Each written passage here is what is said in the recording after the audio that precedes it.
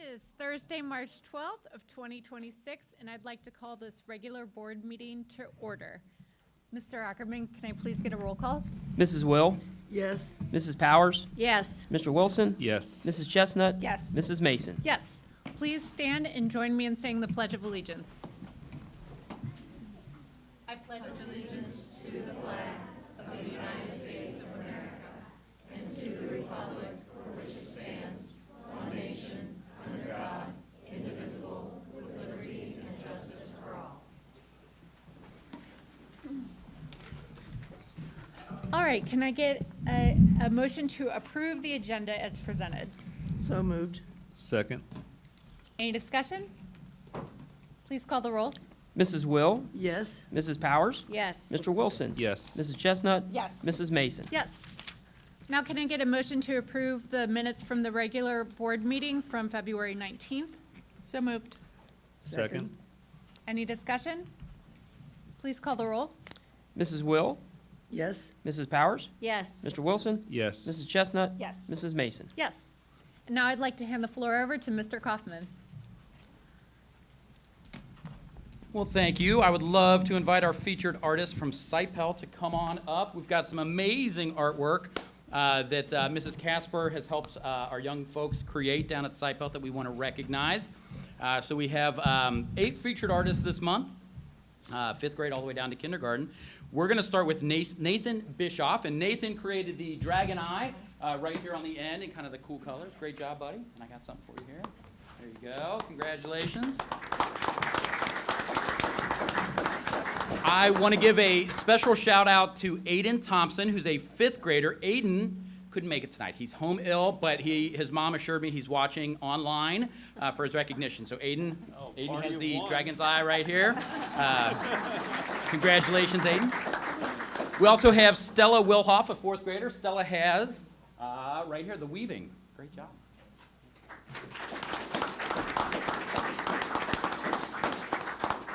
Adeline Dronin has the Gustav Klimt-inspired Tree of Life, which is, did I get it out of order? Oh, right here. Great job.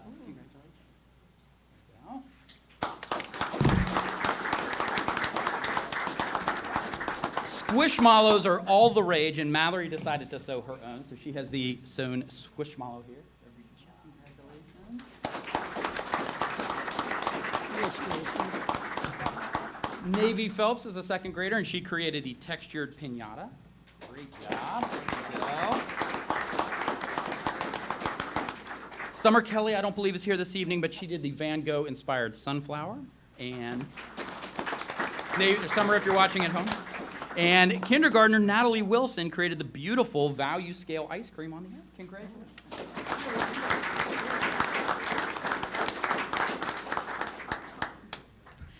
And of course, I'm not going to miss an opportunity to highlight some pretty incredible things in the arts over the last month or upcoming.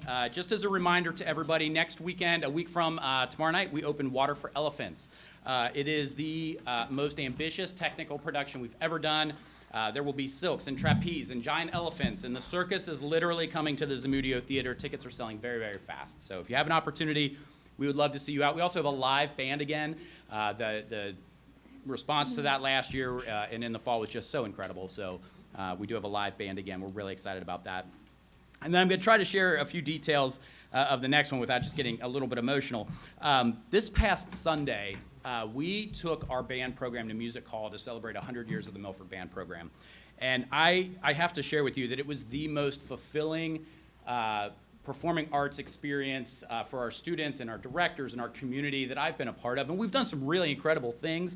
But to fill Music Hall with the sounds of our band program and approximately 200 of our band students was really absolutely incredible. If you've not had a chance to see some of the videos and posts that Parker Brown has put together, the look on our students' faces when they got off that bus and they walked into that beautiful hall is really incredible. And I shared in one of the interviews that was done, what did I hope kids would take away from that experience? And aside from having a chance to perform on a world-class stage and all of that, I really hope that one day they're at Music Hall for the symphony or the Nutcracker or some other performance, and they can look over to their children or their partner or their grandchildren and say, you know what, I performed on that stage too. And it was just an absolutely magical experience. It didn't happen without the incredible support of our Milford Band Boosters and Milford Schools Foundation, who funded the event. It was incredible. We're already dreaming about how can we do something like that again. So congratulations to the Milford Band on 100 years. Thank you to everyone that made that event so incredibly special. It was a core memory for our kids that they'll remember forever. So thank you so much. It was wonderful. I just have to say, it was a core memory for me, hopefully. And you did amazing. The students did amazing. I never heard one squawk or squeak or anything. Nope. It was just wonderful. It couldn't have been any better. So I appreciate everything you did too, Josh, and the band boosters. Thank you. And I And the agree. It foundation. was a great, great event. Couldn't have been any better. Those kids were so professional. They were. And talented. It was wonderful. It's magical. Yep. Yep. So, thank you. Thank you. Now I would like to hand the floor over to Mr. Yeager. Before Mr. Jager starts, we are featured artists and moms and dads. You want to come grab a-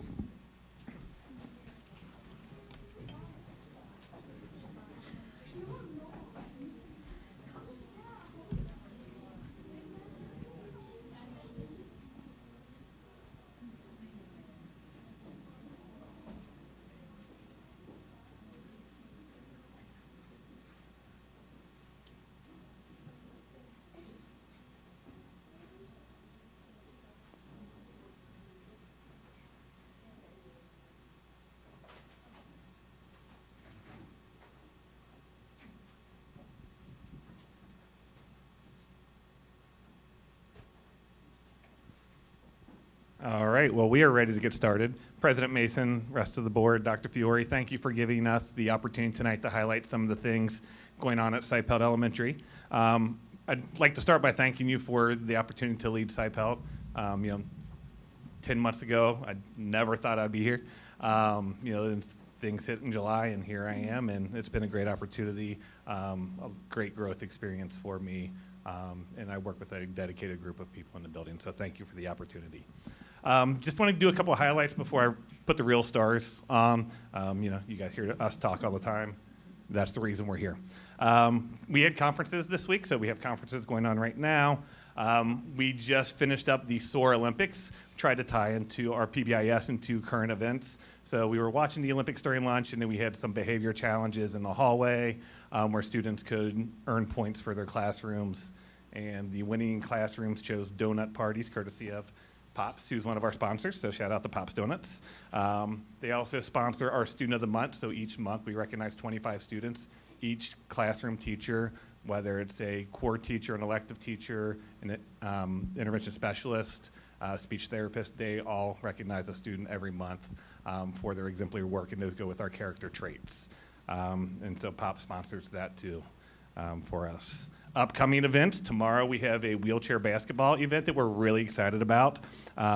That's done by a group called School Aid, and it's promoting teamwork, resilience, really talking about resilience, and disability awareness too. So things that are very near and dear and important to us. And I will mention to them that the Paralympics are going on right now too, so they can maybe, if they like the wheelchair basketball, maybe this weekend they can check that out. The Olympic challenge went so well, we're going to do a March Madness challenge too. We did homerooms first, or with the Olympics, we're going to do grade levels this time and pit the grade levels against each other for behavior challenges. So that'll be fun. I'm also going to challenge my teachers to a communication challenge now that we finished up conferences. They don't know this yet. They're at conferences, so they're not watching tonight. So we're going to do a communication challenge for them too, sort of like Super Bowl squares, but for opening day. When they reach out to so many parents, they'll get a square, and I'll come up with some prizes for them. Just really trying to build the community at Cypelt. But most importantly, Mrs. Wanamaker, who's our TOA at Cypelt, works with a group of fifth graders every week. And they're going to come, they're our SOAR ambassadors, and they're going to come up and share what they do. Some of these friends might look familiar to a couple of you. All right, so Mr. Blake's got your presentation ready up here, so I'm going to turn the mic over to you guys. My name is Lucy, and I am a 5th grade Cypelt ambassador. And today I'm going to be talking to you about SOAR. What is SOAR at Cypelt Elementary? SOAR stands for Safety, Ownership, Attitude, and Respect. SOAR helps us be safe every day, show ownership, have a good attitude, and be respectful each day.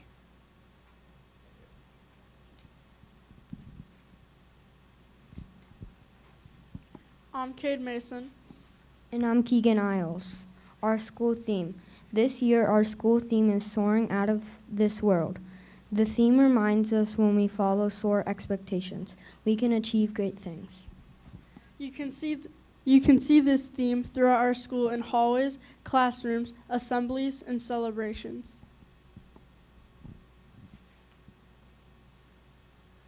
Hello, I am Emery Miracle. At Cypelt Elementary, we believe it is important to recognize positive behavior. One way we do this is through Mission Accomplished certificates. These certificates are given when students make small decisions that make a big difference in our school. This might be showing kindness, taking ownership, helping a classmate, or doing the right thing when no one is watching. Mission Accomplished certificates help us celebrate positive choices right away and encourage everyone to keep soaring.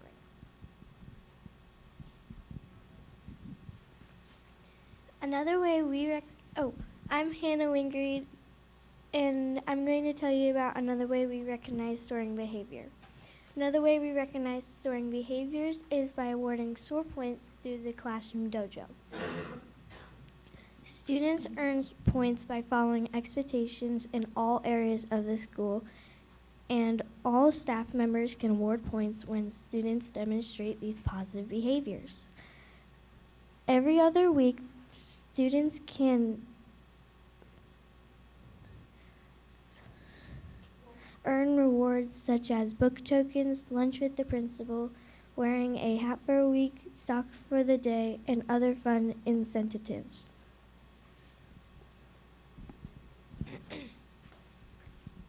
Hi, I'm Olive Quintanilla. And I'm Katie. When students show soaring behavior, we also earn points as a school. Some of the rewards we have earned this year include A mini field day and a movie reward at Milford High School. These rewards motivate us to keep making positive choices and working together.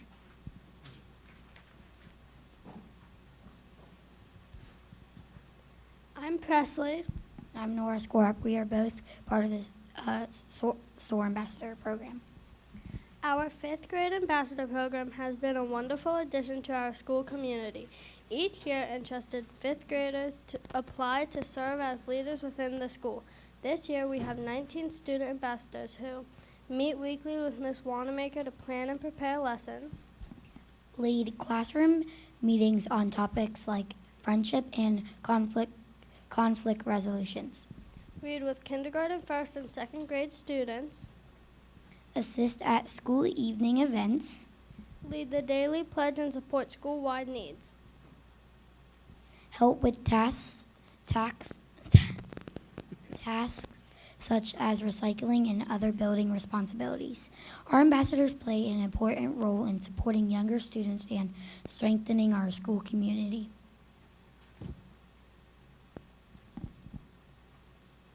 Hi, I'm Charlotte Shreve, and I'm another one of the ambassadors. And the topic I'm going to be presenting is classroom visits. One of the most important things we do as ambassadors is visit our assigned classrooms each week. Each ambassador is paired with a classroom in kindergarten through 4th grade. During these visits, we teach a weekly topic such as leadership, friendship, bravery, kindness, and how to make a sincere apology. Each lesson includes a circle question of the topic and a fun activity connected to the theme.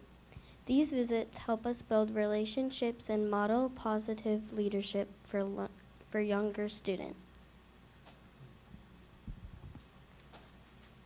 My name's Cole Thomason. My name's Lily Wall, and today we're going to be talking why SOAR matters.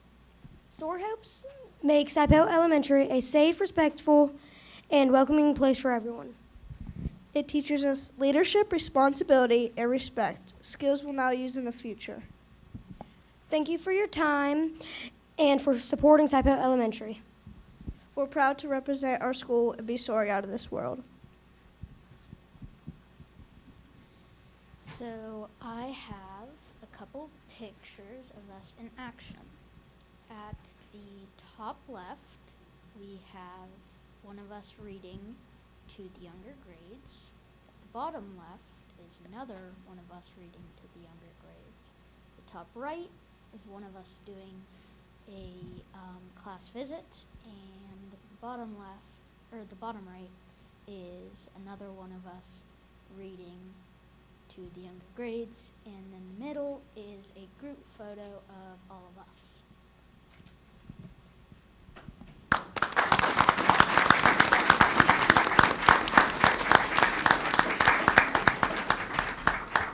They're a fantastic group. One thing that I did task them with the second semester was leading our morning announcements. So we do the pledge every morning at Cypel. We recognize our mission accomplished.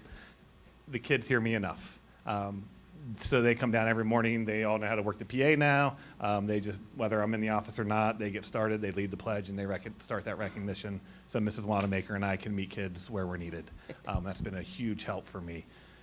Do any of you have questions for the kids? I didn't tell you that was going to happen. Or any comments for the kids? I don't have a question, but I love the idea of getting them to the high school for movie night. I mean, I'm sure that was a lot of fun. What movie did you guys watch? We have a database that we're allowed to use, and it was Christmas time, and you know, I'm of a certain age now. I chose A Year Without a Santa Claus, which is one of my favorites. So it's a good length of time. Price was right. Yeah. The auditorium was cheap to rent. So just looking within my budget. But yeah, it was a lot of fun to go to the high school for that day. That's awesome. Yeah, no, I love that. Just getting them into the high school. I mean, anytime we can get the elementaries into the middle school and high school, I think are great. I love hearing how all the elementaries have such different PBIS programs, and I think the students did a great job presenting. Yes. I know that is very hard to do, so I appreciate all of you coming up and telling us about your school. Thank you for coming. Yes, you did a great job. Yep. All right. Well, thank you for having us. I'm going to slide you guys out, and we're going to go do a group picture also. So thank you guys very much. Thank you. Awesome. Thank you.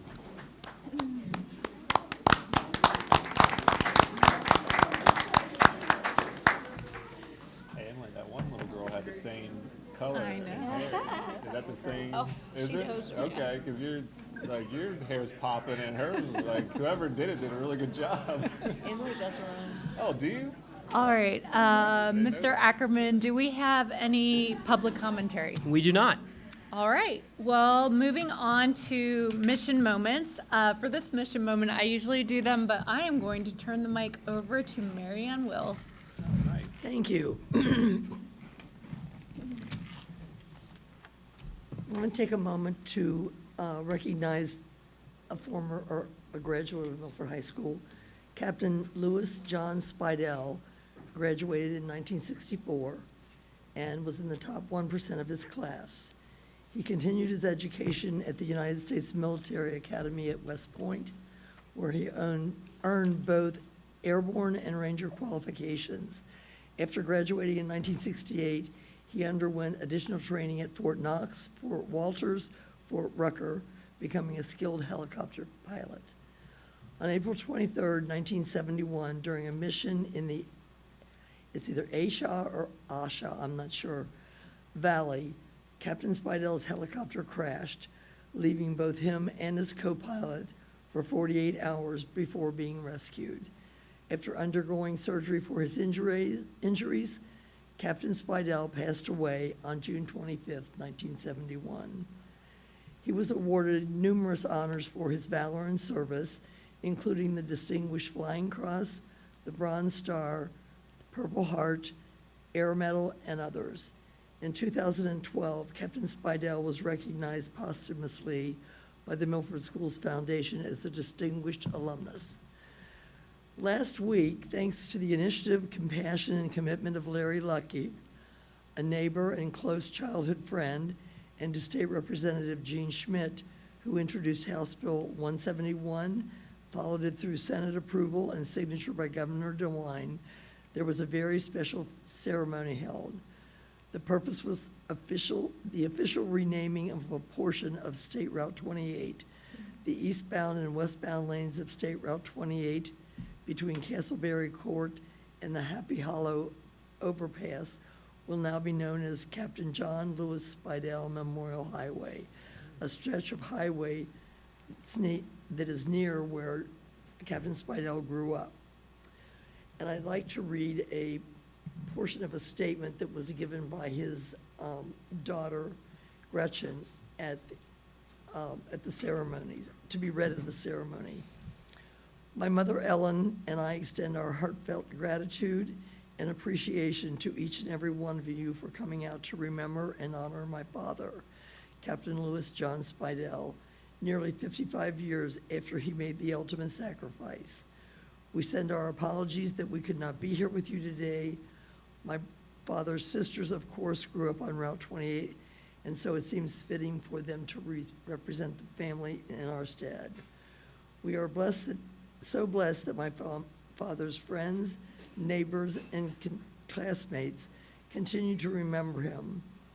Although we have attended remembrance dedications in various locations around the country, including the Vietnam Wall, the National Museum of the United States Army, and the National Infantry Museum, this dedication is particularly touching for us because this is home. This stretch of road is where my father grew up and where I love to run through the aisles of Spidell's Garden Center after closing. I can still hear my grandfather call out to me, "Nobody here but us chickens." And of course, Milford is the hometown of my mother and the generations before her. We are grateful to you for this honor. Those of you who know me well know that I'm fiercely protective, excuse me, of my father's legacy and remain in close touch with many of his friends and classmates. Although I was only 6 weeks old when he died, his voice lives on through his writings and correspondence, and those who loved him reach out frequently to share their stories. My father was so proud of being a member of the 217 Cav, 2nd Squadron, 17th Cavalry Regiment. He described his fellow Cav pilots as the best in Vietnam, real professionals, and was honored to fly with them. He was aware that his rescue missions were risky, but in his own words, when you personally save a man's life, it helps you feel that you're doing something worthwhile over here. His friends and fellow soldiers consistently describe him as steadfast, calm under pressure, loyal, and generous. During the notoriously difficult mountain phase of Ranger School, my father gave up his spare set of dry clothes to a fellow soldier who slipped and fell into a river. But of course, my father was so much more than West Point, Vietnam, and military service. He was also the young man who bought his dream car from the Porsche factory while he was stationed in Kitzingen, Germany, and had it shipped back to New York. A fire engine red Porsche 911T. He had a passion for music, playing the drums in a band, and loved having the latest electronics, which in the 60s, of course, meant a reel-to-reel tape deck. He loved golf so much that the family legend is that he once played with brightly colored balls in the snow. Thanks to all of you, our hometown, for this tremendous honor, and may we be the first among you to wish you safe travels when driving on the Captain Lewis John Spidell Memorial Highway. Thank you. And we're really making one mission moment after another hard to beat. That was great, Mary Ann. Thank you so much for bringing that. Michael, do you have an update for us? On the treasurer's report, most of it's going to be business as usual tonight. As we had in committee, we are 8 months into the fiscal year. The district finances are tracking as expected for this time of the year. Treasurer's team continues to do excellent work, keeping things balanced and organized. They're in the final stretch of wrapping up the middle school building project, and any excess funds will be, put to good use. That's in line with the facility maintenance plan and our technology investment roadmap. which we continue to define and update with Dr. Fiore being in seat now. They're working on updating the facility maintenance plan and technology plan moving forward. So, you know, as our goal was last year and we continue to push for, is making sure that we have all of the big, you know, milestones of facility and technology plans, you know, not just planned out, but accessible for people, so that as we're spending money, we're aligning things against those different plans. So yeah, continue to working on that, and other than that, just business as usual. All right. Can I get a motion for approval of the board reports? So moved. Second. All right, Mr. Ackerman. All right.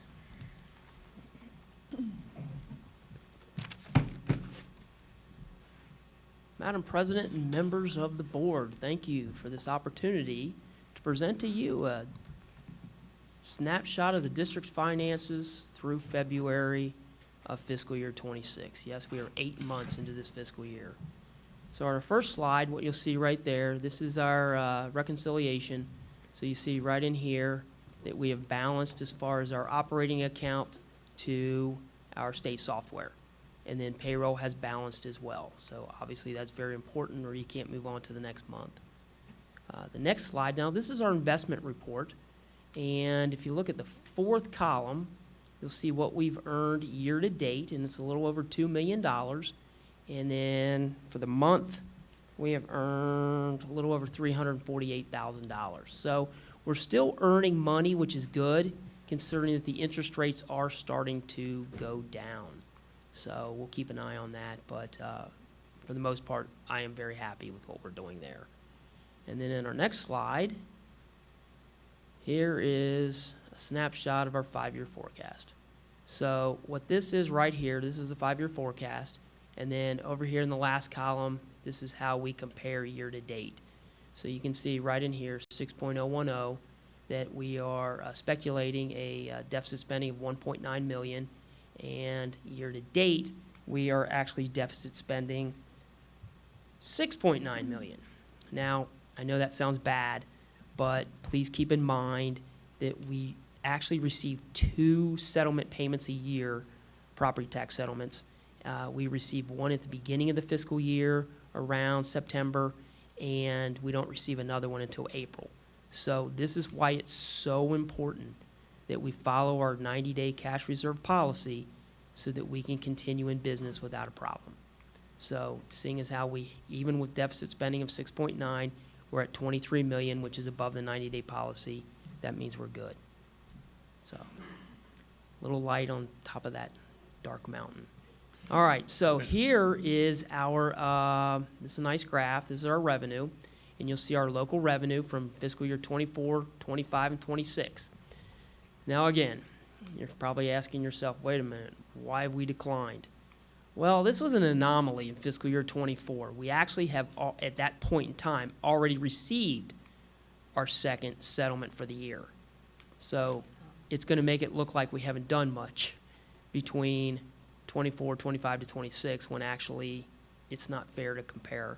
But as you see from 25 to 26, local revenue has gone up. State revenue has gone up from 24 to 25, and it's about even between 25 and 26. And then all other revenue is up. So that's good.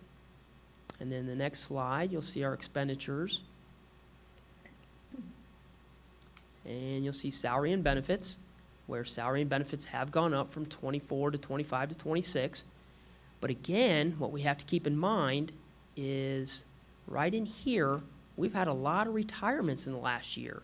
So a lot of what we've paid out has been severance. So probably close to $1 million. So when you keep that in mind, okay, it doesn't show up right now, but as we move forward, it will. And then purchase services have gone down from 24, 25 to 26. And then all other expenditures have gone down from 24 to 25. They are up into 26, but a lot of that, as we've discussed earlier, has been some technology supplies and some items that we've needed for maintenance. So, and then in the last slide, this is an important slide because what this does is we, according to House Bill 96, which is our current biennium budget, We have to keep our administrative expenditures below 15%, and you can see right now that we're sitting at 13.75, which is Actually, a good. little lower than last month. It is, Yeah. it is. So, any questions? Please call the roll. Mrs. Will? Yes. Mrs. Powers? Yes. Mr. Wilson? Yes. Mrs. Chestnut? Yes. Mrs. Mason? Yes. Now I need a motion to approve the True Green contract below. So moved? Second. Any discussion? Please call the roll. Mrs. Will? Yes. Mrs. Powers? Yes. Mr. Wilson? Yes. Mrs. Chestnut? Yes. Mrs. Mason? Yes. Now I need a motion to approve the following vendors. So moved. Second. Any discussion? Please call the roll. Mrs. Will? Yes. Mrs. Powers? Yes. Mr. Wilson? Yes. Mrs. Chestnut? Yes. Mrs. Mason? Yes. Now can I get a motion to approve the donations as listed below? So moved? Second. Any discussion? Please call the roll. Mrs. Will? Yes. Mrs. Powers? Yes. Mr. Wilson? Yes. Mrs. Chestnut? Yes. Mrs. Mason? Yes. And always, thank you so much to all the people who donate, obviously. Yeah, I'm really interested in that Cincinnati for iSpace donation. Sounds cool. All right, now we have a performance audit update, and I will hand it over to Mr. Johnson.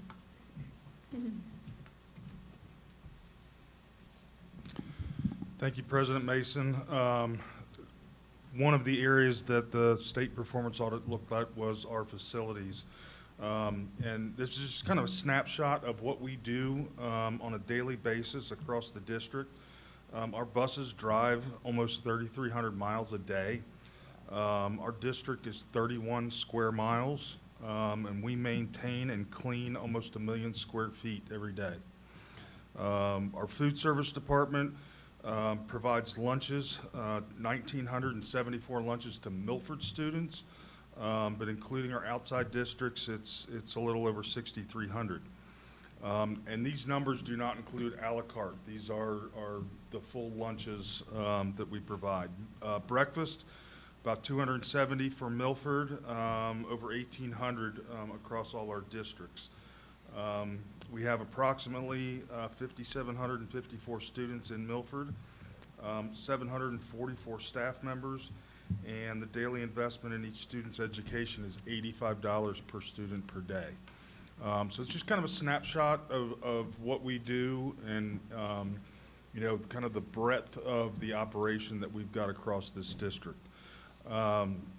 I did want to just point out a few highlights. When you look at the performance audit, it was interesting because as we were going through the performance audit, we had a lot of changes going on within facilities. You know, we added the Miranda Sports Complex. We got rid of a 100,000 square foot junior high, and we added 206,000 square foot middle school.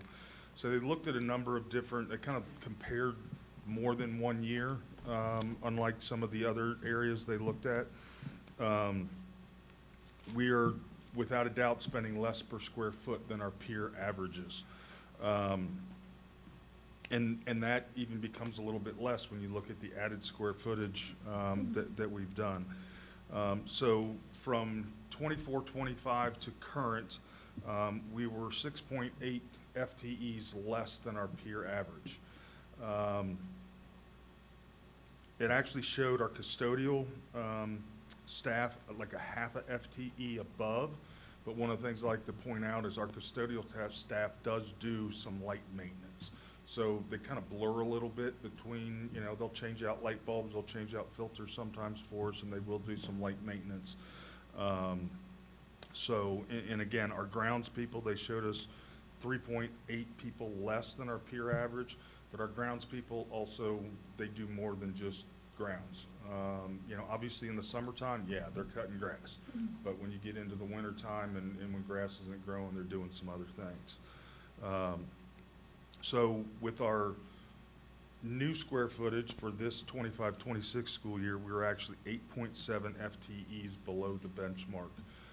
And I will say, you know, people could potentially twist this. we're taking care of our buildings.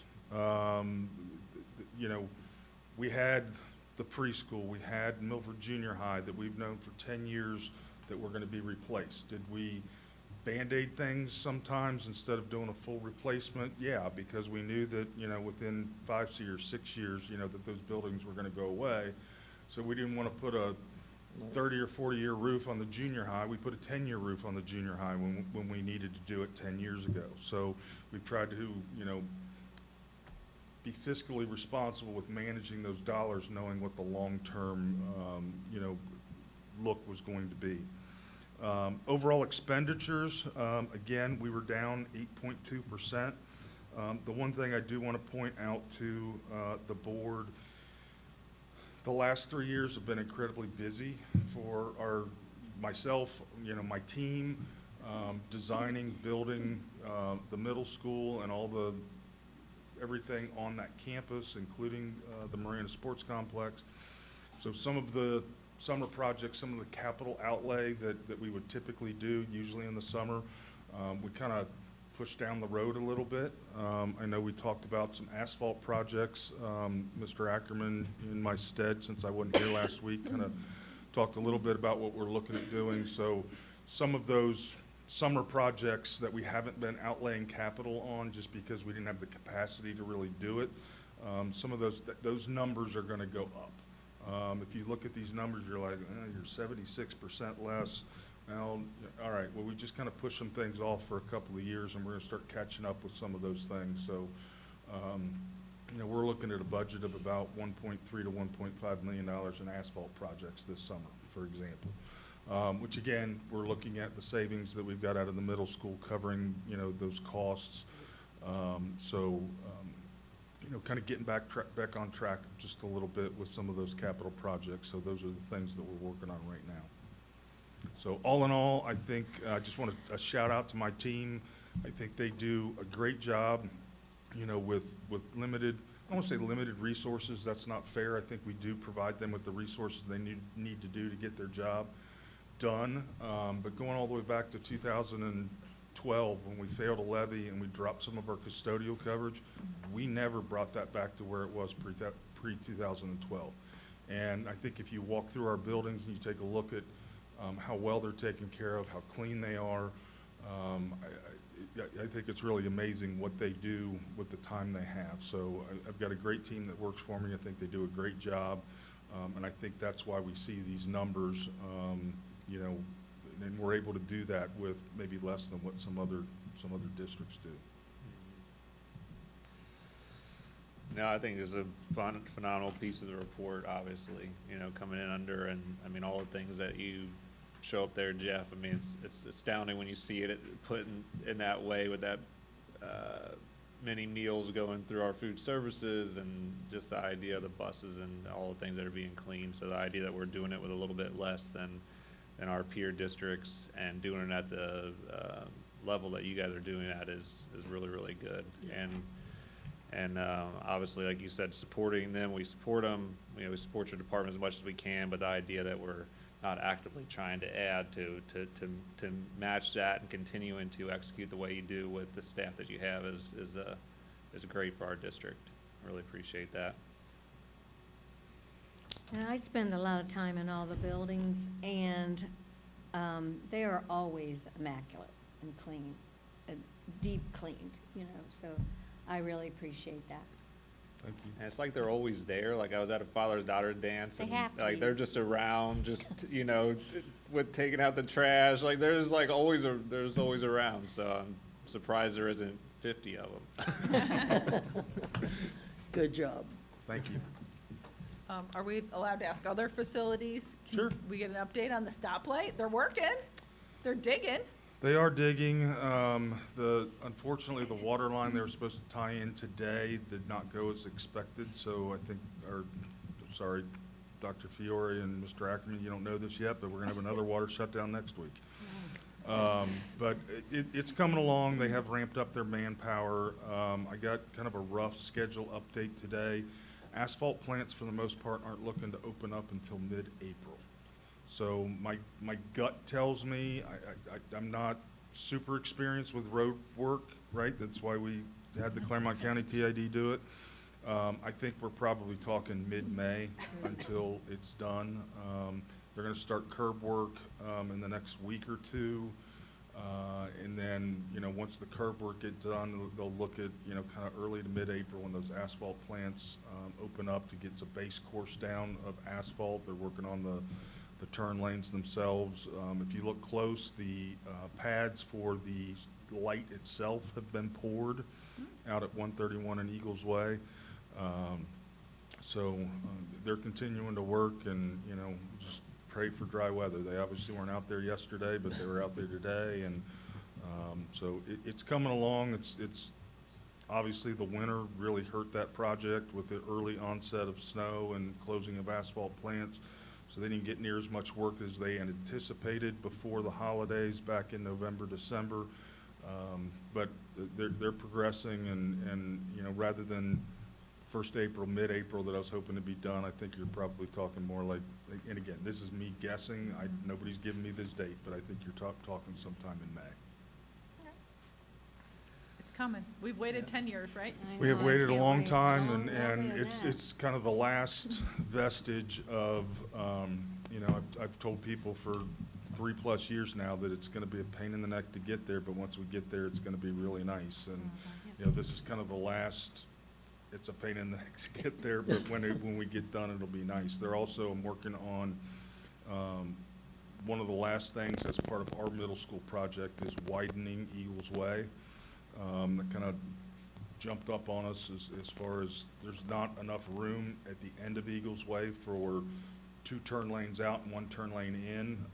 We learned that when they striped it. Even if you paint lines? Yeah, even if you paint lines. We learned that the hard way and had it repainted pretty quickly, but that work I'm trying to get scheduled over spring break.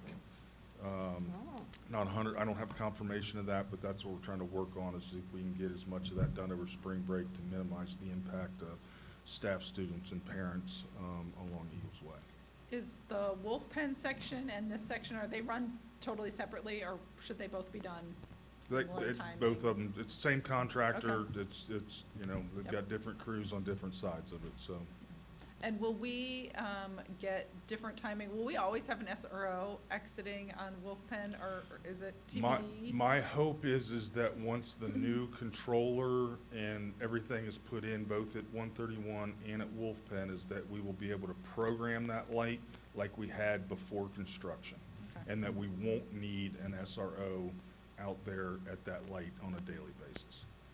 So we had a pretty good flow of the light at Wolf Pen and Eagles Way back before construction started.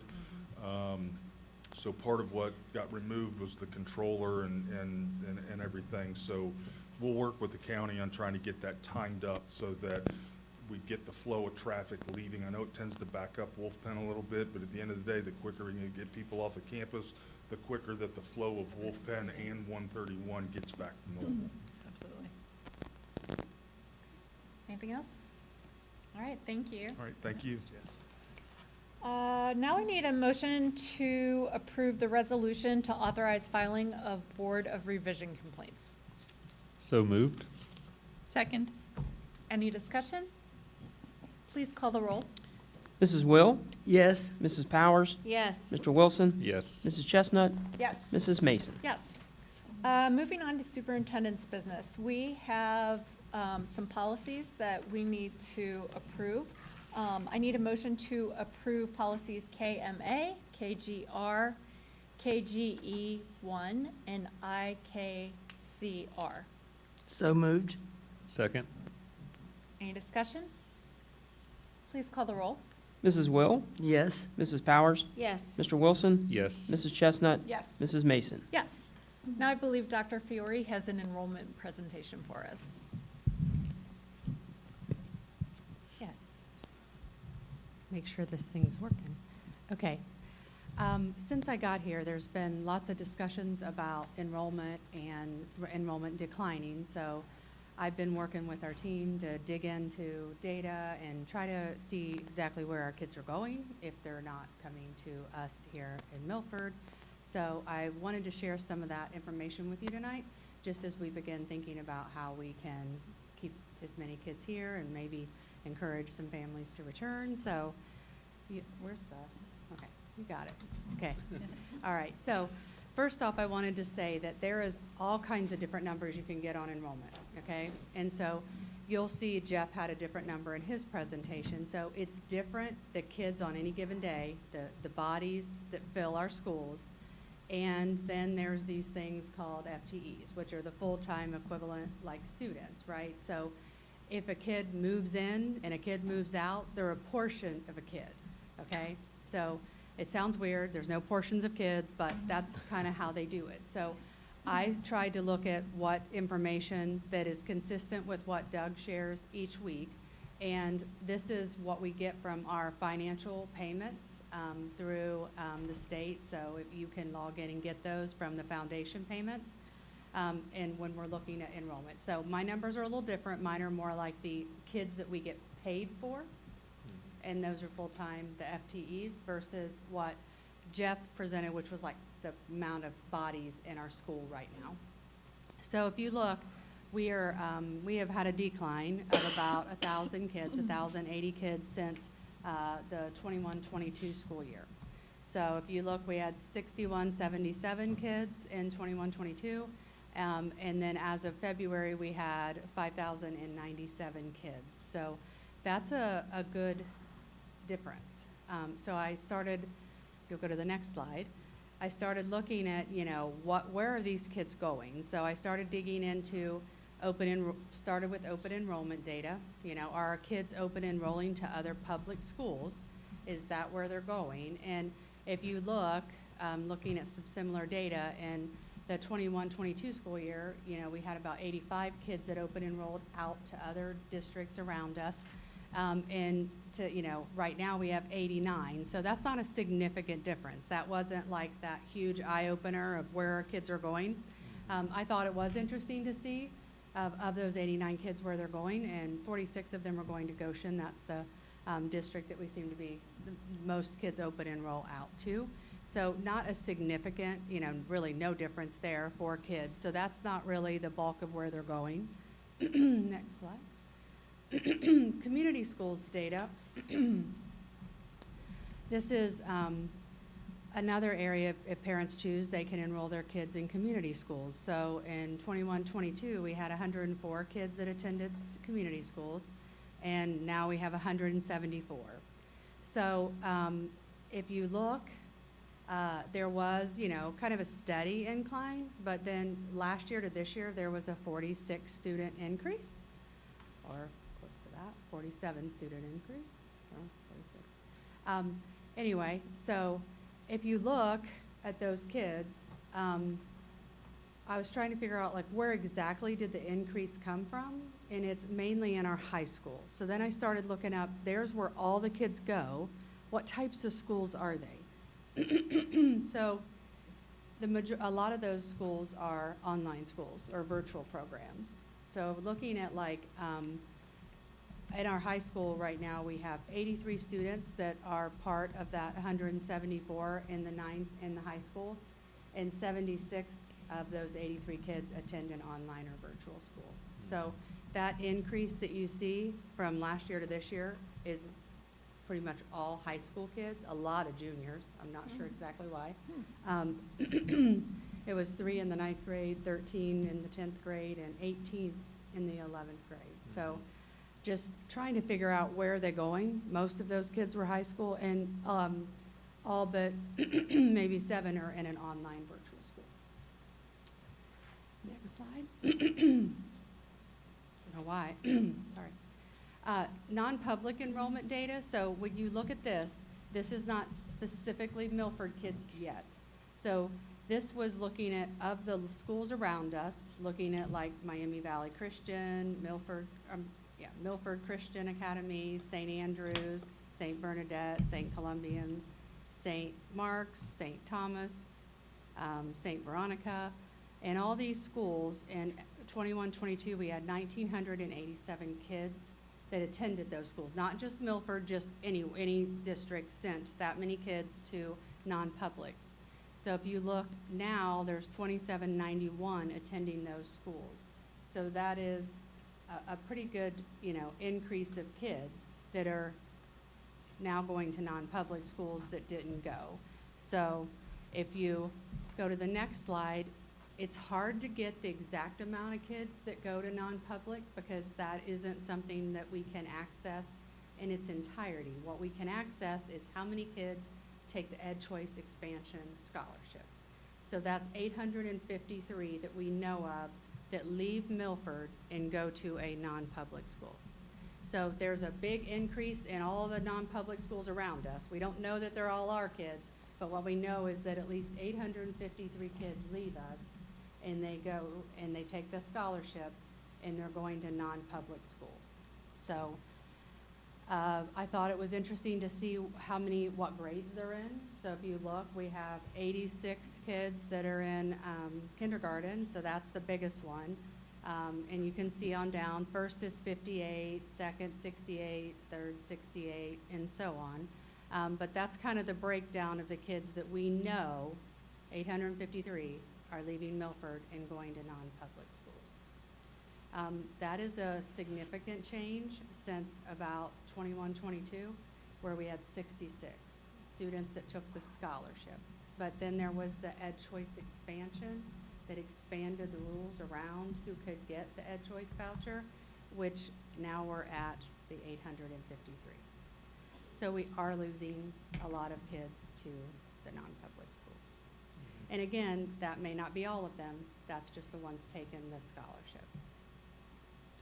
So just some summary data for you. There were 70 more Milford students attending community schools from FY22 to FY26, and I just put February because I pulled February from that year to February of this year, trying to be as close to comparison as I could. Of the 83 9th through 12th graders that grade Milford students that attend community schools, 76 of those students enrolled in an online or virtual school. There are 2,791 students who attend those non-public schools in this area. And there are 804 more students attending those non-public schools than fiscal year 22. And there are 853 Milford students who received the Ed Choice Expansion Scholarship. So I don't think open enrollment is where we're losing kids. Community schools, we've seen an increase, but 70 kids over 5 years isn't huge. But non-public schools continues to grow. And if, from what I've heard from some of our community is that there are schools that are, some of the non-pubs are busting at the seams and they're expanding and, that they have more and more kids coming to them. And we at least know 853 of our Milford kids are going there. So that's kind of the information that I have at this point, because I think we need to start, our team in the district needs to start looking at what are the reasons that parents are going to non-public and choosing that. There's some reasons, religious reasons, and that's absolutely their decision. But if there are reasons that they're going to non-public schools that, are things that we need to know about or could improve upon, I would love to know that. So I'm hoping to find a way to reach out to the families to see what information I can get. I really appreciate looking at this data. I have a question about the non-public schools slide. Are those just the ones that were statistically significant, or is it, because it looks like most of those are elementary schools, except maybe a couple of them? Yeah, those were the ones that we had kids that were attending, and I just chose a selection of them. But there are a few others, but they didn't have as many kids. So Okay. They were the ones that had more of our kids. But there is a full list if you want to see that as well. There was a few others on there. I think there were 23 schools. There's 23 schools that our kids attend. But that was the ones that had more of the more significance. Did we find that we're losing kids at a certain grade level, or is it just kind of all across the board? Well, kindergarten is the one that we're losing. I mean, we have more kids, the highest. It's not significantly higher, but at least taking the voucher right now, we have more kindergarten students leaving us than any.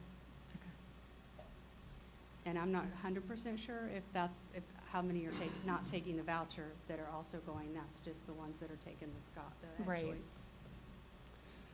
And I think, because anybody who watches the meeting and stuff know I talk a lot about this stuff with enrollment and stuff like that. So one of the kind of through lines of, I'm very thankful of Dr. Fiore doing this work, is the idea that, because some people might think traditionally, like, why are we really worried if some kids leave the district or not at the district? As long as they're getting a good education, that's what's important, and that's very true. But there is the fact that, and I know we talk about this whenever we're talking about the big picture of the finances for the district, is that we're currently on the guarantee with the money that we receive from the state. The last biannual budget, there was some signaling around, cutting some funding to districts that are losing enrollment, right? And obviously, when you look at this stuff, you're like, well, how can people not lose enrollment? You know what I mean? There's so many options. There's vouchers, all this stuff. So it's probably very likely that most of the districts across the state are losing enrollment, right? And that's true. But so what we've tasked our administration with, and we've been pretty laser focused on, is just not just accepting that, making sure that we're learning, why people might choose other districts, making sure we're reaching out through our marketing plans and things like that to share with our community all the great things that we offer. Because one of the last pieces of it is just because we lose a few kids, it doesn't mean we can always reduce things. Because then people would say, well, you're losing kids, you can reduce some things, you're not going to spend as much money. Well, if you have 27 kids in a class and you lose 2 or 3, you can't reduce that teacher, or you can't spend less on electric or whatever it might be. It has to be a pretty significant change. So if the state was to decide to take districts off the guarantee and pay only on enrollment, we have to ensure that we're doing everything we can now to increase that enrollment, with the idea that could be the future of our funding, to ensure that we can continue to deliver at the same level for our district. So that is why we pay a lot of attention to this now, when traditionally you haven't had to pay as much attention to it.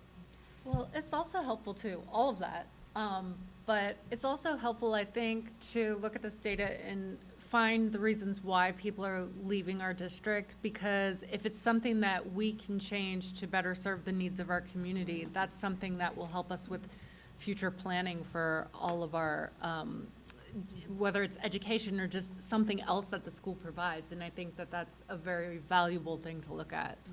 Yeah, it makes a good thought process every time we talk about it, right? What more can we offer? How can we connect with the community more? So, I mean, just even the exercise of asking the questions can just hold us accountable too, so, And yeah, absolutely. There have been a few parents that I've talked to that have shared that kindergarten is a big thing because of the uncertainty over getting all-day kindergarten, which we have changed. If you want all-day kindergarten, you get that. And the deadlines, so like if they want to make sure they get an all-day spot for their kid, like they're starting that in the fall. So then they're already looking into other options for kindergarten. And most schools traditionally do registration in March, so it's not like we're behind, but I get what parents are saying, like I need to make sure my kid gets an all-day kindergarten spot. So now I'm looking at this school, and then, you have tuition, and then you have a voucher. So I think kindergarten is a big area for us to explore and dig into deeper, as well as, the why behind some of the non-public choices. Not that, there aren't valid reasons, and we respect them all, but it would be nice to know what they are. Definitely. I appreciate that. I know I gave you some names and you connected with community members, and I wanted to invite anybody in the audience who has neighbors or friends or are a family themselves that sends their kids to any of these choices, to reach out to Dr. Fiore. She'd be happy to meet you, talk to you over the phone, in person, to really understand those whys. Yep. Great. Thank you. Next, I need a motion to approve the 26-27 calendar update. So moved. Second. Dr. Fiore, can you walk us through the changes? Yeah. There were, around COVID time, there was a remote learning day option for schools, and after COVID, they got rid of that option. So something that we had on our calendar was remote learning days, and we needed to change those. So we've been working with our the Milford Education Association and talking through some of these days and to make sure we have a certain amount of days for students in the year. So there's essentially 3 changes. November 3rd used to be called a remote learning day. It is now a professional development day, so it's still no school for kids, so just the title change. February 12th was a professional development day. Now that's a school day. That's a normal school day for kids. And then May 4th, which was a remote learning day, is also now a typical school day for kids. That is election day. So, you know, there was November 3rd is election day and May 4th. We kept November 3rd as a day without kids, but May 4th, it's a May election and it impacts 4 of our schools. And we're working on plans to make sure we have security, just because there'll be other people in and out. We have SROs in each building, and the turnout is just not as big as it is in the fall. So that will be a normal school day for kids, and we will plan in the future with some of our days a little bit better around that. So, but those are the 3 changes. And we also included staggered start on the calendar because we did that. Staff feel like it's very important, but we want to make sure it's represented on the calendar for families so that they know kids will be coming one of those days. I take PTO and work the election, and I work over at Pattison usually, and we had a weird August election one year, and they've made it work with half the gym and people enter on the one side, and it is pretty low turnout, as, you know, people don't realize there's elections, you know, in off times of the year, so. Yeah. I think it's a good plan. So. That's the calendar changes. All right, any other questions or discussion? Please call the roll. Mrs. Will? Yes. Mrs. Powers? Yes. Mr. Wilson? Yes. Mrs. Chestnut? Yes. Mrs. Mason? Yes. Now I need a motion to approve items G1 through 3 by consent agenda. So moved. Second. Any discussion? Please call the roll. Mrs. Will? Yes. Mrs. Powers? Yes. Mr. Wilson? Yes. Mrs. Chestnut? Yes. Mrs. Mason? Yes. Before we move into concluding items, I just wanted to give a quick curriculum update. We didn't have any items on the agenda to approve for curriculum, but in our committee, we did talk about a few things. One of the things we talked about was recent academic achievements. So we had our Quiz Bowl team. They did great at state, and Coach Harry Smith was actually named Coach of the Year. Wow.